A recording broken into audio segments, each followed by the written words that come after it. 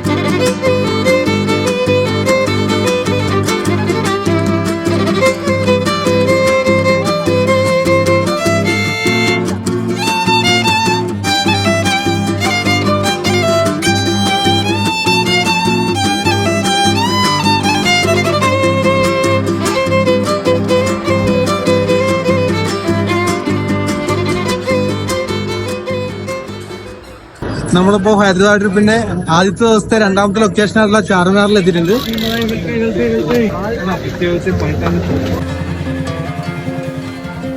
Full ഡ്രസ്സുകളും പരിപാടികളൊക്കെയാണ്.